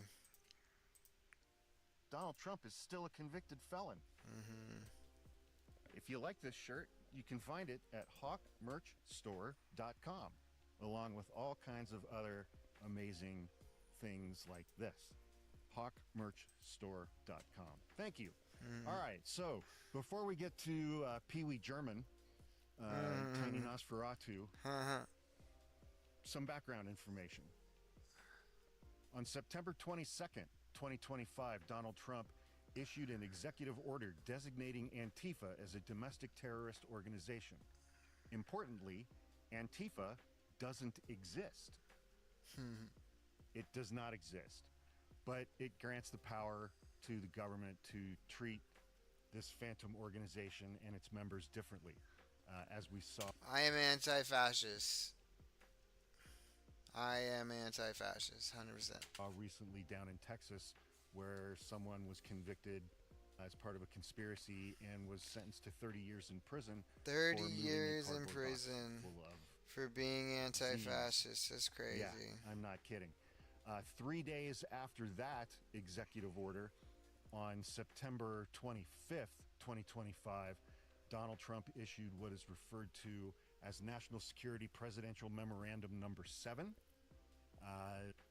vowing to and empowering the government to fight left-wing organizations and put them under financial scrutiny, tax scrutiny, try to limit their civil rights and things like that. The memorandum explicitly lists ideological views associated with anti-Americanism, read anti-Trump, anti-capitalism, anti-Christianity, as well as people who protest against ICE and this administration's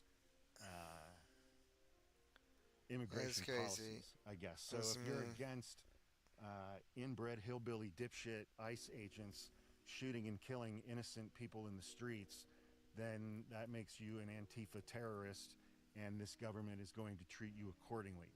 And now, again, before we get to the dickless naked mole rat, Stephen Miller, on June 17th, 2020, the Center for Strategic and International Studies released a lengthy report titled The Escalating Terrorism Problem in the United States. In that report, they did a study of the time frame from 1994 through 2020. They found that they excluded 9/11 because that was foreign terrorism. They focused explicitly on domestic terrorism. They determined that far-right terrorism, domestic terrorism, significantly outpaced other types of perpetrators, including far-left networks and individuals inspired by Middle Eastern terrorism. Right-wing attacks and plots account for the vast majority of all terrorist incidents in the United States since 1994. A terrorist attacked Muslim people at a mall today. Far right. Or not today, this week. Right-wing extremists perpetrated 2/3 of the attacks and plots in the United States in 2019, and over 90% between January 1st and May 8th of 2020. This came out before the insurrection at the Capitol. They found that far-right domestic terrorists were responsible for upwards of 80% of domestic violence attacks, and that as far as deaths go, they found that between 1994 and 2020, there had been 357 deaths from domestic terror attacks in the United States. 335 of them, or 93%, were by people who were motivated by right-wing or far right-wing ideology. 93% of deaths, 80% of domestic terrorist attacks came from the right.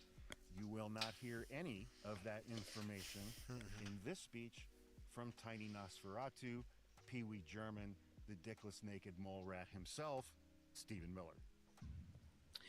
Here in the United States, we have taken the necessary and essential action of formally recognizing left-wing violence as a form of political terrorism that is a direct threat to our national security. Is the left-wing... This shouldn't be my last story, and I should be talking about more. That's scary as fuck, bro. That's so fucking scary. Like...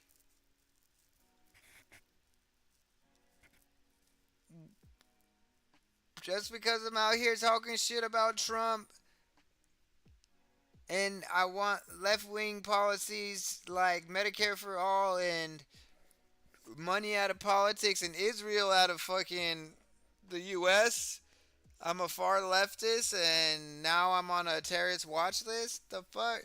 Do I look like a terrorist? I don't feel like one. Violence in the room with us? I mean, seriously, where is this left-wing violence? And the survival of our Republican form of government. President Trump issued a directive. In our parlance, it's called a National Security Presidential Memorandum, or NSPM, NSPM 7 to be exact, that directs for the first time in American history all of our law enforcement and intelligence agencies to work together to disrupt, identify, defund, debank, arrest, and prosecute these political terrorists that are operating in our country. In reality, when Stephen Miller uses the term political terrorists, he means literally anybody in this country who disagrees with Donald Trump. That's just the bottom line. That's just the bottom line. It has nothing to do with violence. It's are you loyal to Donald Trump? Do you agree with every single thing that Donald Trump says and does? Okay, good, you're one of us. If you're not in that category, then we're branding you as a domestic terrorist. Yep. It's very important to understand. And this has also real world, even more, well, whatever they're going to use that to abuse us with, that is going to be that plus they are going to be denying more visas. if you've supported or protested or uh, believe left-wing policies, bro. It's getting so scary out here. Fuck me. Political terrorism seeks as its ultimate end the overthrow of our system and form of government. And we've seen this has taken place many times in many places throughout the years, and Secretary Rubio has provided you many examples.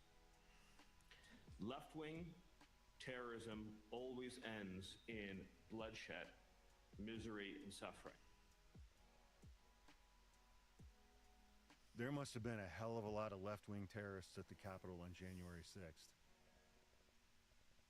Wait. It only can travel in one direction. There's no point at which the left-wing terrorist is satisfied with his gains and ceases progressing. Inevitably, Every bit of this is projection, by the way.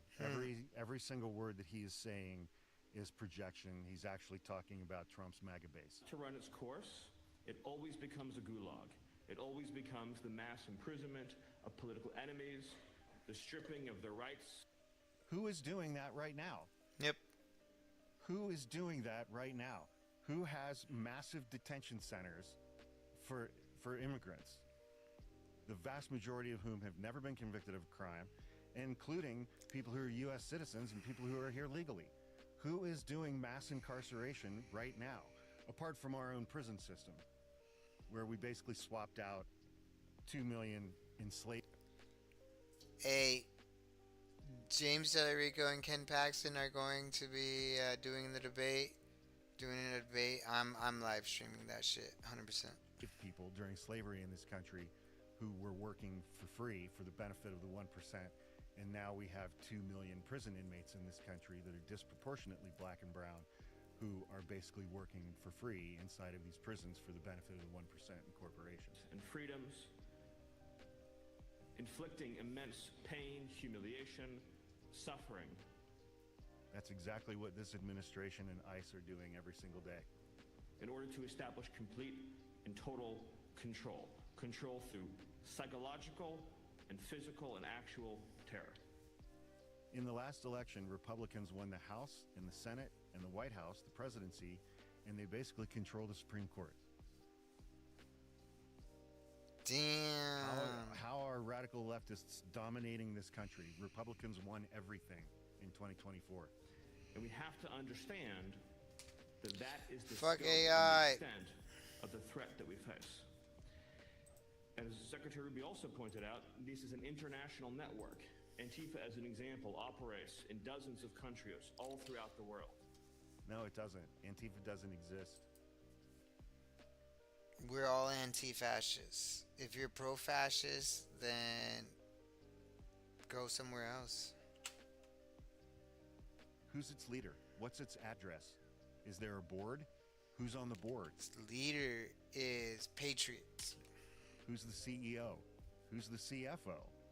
Who's the secretary? Do they have an email address? Does Antifa have a website? No to all of those things. Antifa doesn't exist. Real America's Voice is like the stepchild of OAN and Newsmax. I can't wait to hear what they have to say about Stephen Miller's words. Marco Rubio, Stephen Miller commenting, it's quite a far cry from the Democrats telling us that Americans were the most dangerous thing, that conservative, Christian, patriotic Americans were the most dangerous people. They fucking are. Fucking Muslim people were just attacked by a far-right fucking conservative. Are you fucking kidding me? Fuck you, you dumb fucking idiot. To our republic. From 1994 till 2020, the people that she's describing were responsible for 80% of domestic violence terrorist attacks. True. And 93% of politically motivated killings in the United States. 335 deaths to 22 deaths motivated by left-wing violence. So, yes. Terrence. No, absolutely. And I think some of the rhetoric that we heard from Marco Rubio was very interesting and poignant, talking about the fact that the left and some of these other groups are attacking civilization, and that we've built such great things, and that their focus is simply to tear down the great things that we've built. I thought the rhetoric was quite interesting, and it's going to be interesting to see what else comes out of this conference that's literally assembled people from around the world to discuss making our world better instead of tearing it down, David. It's about crushing the left. This conference is about crushing the left, period. It's about crushing the left. And I would imagine that the administration... These are all chess pieces they're moving in place to take control of it all. It's all part of the bigger plan. Is not going to be lacking for assistance in this endeavor from establishment AIPAC Democrats in Washington, D.C. First of all, apologies for playing Stephen Miller for you guys. I mean, this guy, his entire life is just a fever dream. And bear in mind, it's like when he gives this kind of a speech to this kind of group about left-wing violence, domestic terrorism on the left, and he tries to come across as such a tough guy. And the speech that he gave at Charlie Kirk's funeral service in an arena in Phoenix or wherever it was. All right, so we got to talk about this. Jubilee had some sort of a debate here. Sorry. This doesn't look like the typical Making surrounded sure thing, you're still but awake. then again, I don't know. I don't really watch this shit regularly. But guy here by the name of Evan James is going to be the left winger here, and he's going to go back and forth with a new Ben Shapiro protege. I believe he's a new Daily Wire hire, and he's a black, seemingly teenager or early 20s protege of Ben Shapiro, and this guy is gonna give the game away here in the first clip I've ever seen of him, right? And the game is, well, I'm hired by Ben Shapiro, and so I'm gonna support Israel no matter what. And so here he's gonna make an argument as to why the bombing of children was actually okay. So, just crazy, but this is where we are now. This is what the new media environment is, right? All the Daily Wire paid hacks. I mean, we just got finished talking about the MAGA paid Israeli influence op that was outed by Time Magazine. This is similar to that, right? Like, if you're hired by the Daily Wire and Ben Shapiro, that's literally like, you know, the same shit. Like, pro-Israel operation, right-wing garbage operation, and they hired this guy to work backwards from his conclusion and say the most atrocious things you've ever heard. So let's listen, and then we'll break it down. Do you think it was horrific when a U.S. Tomahawk missile struck a girls' school in Manab, Iran, and Donald Trump can't even admit fault for that? He attempted to suggest that the U.S. Tomahawk missile might have been from one of our adversaries. Right, so can I respond to that? Yeah. Yeah, so during war, there's something called civilian casualties during conflict. Oh, my Oh my Jesus. Just the worst of the worst, bro. So in every single war. The reaction from everybody around it, like, oh no, are we really doing this shit again? Watch the reaction again. War, there's something called civilian casualties during conflict. Oh my God. And so in every single war, laugh it off. Yeah, and give during me the emotional. yeah, and let me, during hold on, let me respond. uprisings, Let me there's respond. Let me casualties as respond. well. Let me respond, please. Appreciate it. Yeah. Well, I think there's a difference between, like, for example, you know that at least you got it right. Manab, Iran, specifically a coastal city in Iran. That school was right next to what? And on what day, by the way? Okay. So right next to a naval base. Right next to a naval base, and it was actually we don't on have Saturday. schools on bases in the United States. Can I finish? Do we not Can I have? finish? Do we have Can I schools on finish? bases So in the United I'm States? going to add context to what I just said as So well. it's a yes or no one is question. a Do we coastal have state. schools on bases in the United States? Calm down. So I'm adding context to what actually happened. To answer this because I question, think that by we're the way. talking about Yeah, you're civilians gonna dying refuse during to answer the conflict. question. You gotta let me finish. Gotta be back and forth here. Well, so it's a I think yes or we're no talking about civilians dying during conflict. An important thing that we should focus on is the intent. Is the government that is actually conducting these Is the intent? No.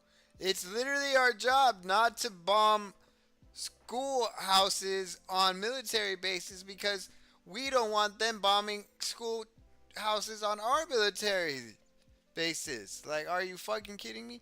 If a school with 100 kids was bombed on or near a military base and 100 U.S. kids were killed, I would sign up for the war to go take out them people who killed our kids, okay? Like 110%, I would sign up for the war and defend those 100 kids that were killed. Like, what are we talking about? So the factors were not only that it was obviously right next to the naval base, and on top of that. So in the same way that Coleman Hughes is like the young black knockoff version of Sam Harris, this guy's the young black knockoff version of Ben Shapiro. And he's doing this whole shtick about intent. Well, here's the fact of the matter. They triple tapped that school. Triple tapped it. They bombed it 3 fucking times. Okay?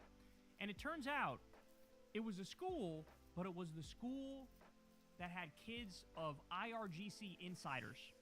So the government of Iran, their insiders had little girls who went to that school. And so what happened here is they bombed it on purpose. That's what it is. There's zero evidence to indicate anything other than that. That this was a message being sent. We will stop at nothing to defeat you. We will kill your little girls if need be. That's what it is. Anybody who says otherwise is just simply making it up. They're assuming good intent where there's no reason to assume good intent. In what other context would you say, oh, I'm sure Donald Trump and Pete Kegsbreath meant really well? The same people who go out there and say stuff like, we're going to annihilate an entire civilization of people, right? They're all of a sudden, they're going to go, oh, I would never hurt their civilians, even though I call for doing that every day. So, but he's doing the whole like, well, actually, since our intent is always good by definition, therefore it doesn't count when we kill innocent people. But when they kill innocent people, they mean it because they're comic book evil villains. Or you haven't yet acknowledged the very obvious reality that our government right now is packed full of comic book villains. And that's a you problem. That's not an us problem. Or are they being negligent? So the factors were not only that it was obviously right next to the naval base, and on top of that, you're interrupting me again, right? It was also on a Saturday, so there's also like cultural factors on whether or not on why they would think that there probably isn't a school day, right? Because in America we typically don't have school days on Saturdays, right? Oh, you agree? So the defense is obviously the people declaring war on Iran and carpet bombing don't know the first thing about Iran, did no research whatsoever, don't understand the first thing about their society. That's not remotely a defense. That's as dumb as, Bush not knowing that there were Sunni and Shia in Iraq when he illegally started the Iraq War. So the negligence of these people not knowing whether or not there's children in a school in Iran on a Saturday. Wars aren't perfect. Yeah, Wars aren't perfect, he says, when we murdered 160 plus little girls. Could you imagine his reaction being that if it was a elementary school here that got bombed with 160 kids being killed? There is a 0% chance he would react with the same sort of nonchalant, casual, blasé reaction. Why? Because we count, we matter, they don't. We're the goodies, they're the baddies. And this is what you have to... Yeah, and also, like, that guy's just defending his king. I don't know. He's just in the cult. He's just in the cult to defend his kids. Believed to be hired by fucking Ben Shapiro in the year 2026. You have to be a total cuck to Israel and a total cuck to neocon warmongers with your fucking fake intellectual bit. Jesus Christ. In a school in Iran on a Saturday. Wars aren't perfect. Yeah, Name a single war without accidental civilian casualties. Yeah, well, for example, friendly fire. This is why, circling back, why war has to be a last resort. And you can't even demonstrate that the United States has achieved any of its war objectives. Responded. So I the have United actually. States, depletion of the missile stockpile. How much of the missile stockpile? I'm not going to put a number. Yeah, exactly. Was depleted. Is that considered a depletion? Can I respond? If one missile was depleted, can I respond? how Can I many? respond? Give me an Can I estimate. Give me a percentage estimate. If I give you a percentage, will you estimate it? Estimates over 50%. Okay. Fact check it. Evan, so I see that you pushed the button in sudden death. So this is serious. All right, what claim would you like to fact check? U.S. classified intel reports, as reported by the New York Times, Just say what you're saying. Suggest that 70% What's of the Iran's claim, though? My claim was that Iran's missile stockpile has been depleted depleted. by 50%. Hold on. By more, I specifically said more than 50%. Good. Okay. Boom. That's it. Okay. Mine is that they maintain 70% of their missile stockpile, as reported by the New York Times, according to a classified report. Okay, we'll see.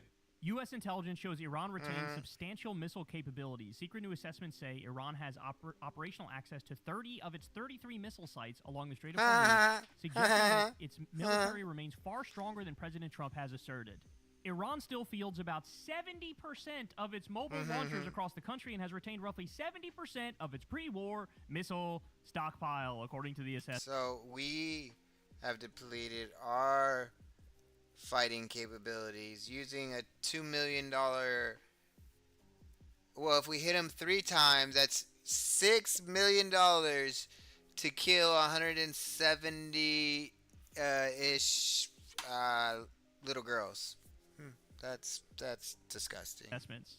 this is what happens, and this is why there's that old saying, reality has a well-known liberal bias, or reality has a well-known left-wing bias. When you actually hold these people to account, when you actually look at the details and the specifics, they're wrong every time, and we're right every time. It's not even close. Shout out to him for knowing this. Again, I'll just give you Evan James. Shout out to Evan James for knowing this, for calling him on it. And honestly, I'm having flashbacks to when Dave Rubin did Jubilee, and like every other fucking thing he said, he'd be like, fact check wrong, fact check dumb, fact check stupid, fact check most incorrect thing anybody's ever said in human history ever. It would just be one after the other after the other. Wrong, wrong, wrong, wrong, wrong, wrong, wrong. Wrong, you make wrongington, wrong, wrong, wrong. And because they got nothing. They got nothing. They're a bunch of liars, they're a bunch of idiots, they're a bunch of assholes, and there's something these days that is most grating to me is like the fake intellectual bit, right? And this has fallen out of fashion, it's fallen out of style, so it's kind of pathetic that anybody's even trying to do it in the year 2026. Obviously, there's been this idiocracy effect, this like low IQification, particularly on the American right. And so what people want is like a goose-stepping, zig-heiling Nazi like Nick Fuentes, or they want like a unshowered fucking heathen like Asmongold to giggle and say Trump is based. They don't want the fake. I'm an intellectual, and I'm gonna put you in your place, and I'm gonna smack your patootie, mister. 120. Like they don't want that. That's why nobody watches Ben Shapiro anymore. Nobody cares. Nobody cares about the fake intellectual bit, the holier than thou. Like I know more than you. It doesn't work because everybody knows. Nobody on the right knows more than anybody on the left. You're all full of shit. You're all wrong about everything. And so now you got the young black version of Ben Shapiro, the young Ben Shapiro protege, and he's trying to do the. Here's my claim, and my claim is wrong. Whatever the fuck it was wrong. So let's see. It's just too perfect. It's just too perfect. It's 2026. The Daily Wire is imploding in front of us, and their brilliant strategy to save the day is to bring in a young black version of Ben Shapiro. So equally as idiotic and wrong, and equally as grating and pseudo-intellectual, but with none of the standing and none of the following already. So good luck with that. Let me know how that works out for you. Hey, y'all, do me a favor and like and subscribe. It helps out big time in the algorithm. Click the bell as well for notifications when videos drop, and watch that video on screen right now. You know you want to. To bomb. We spent $50,000.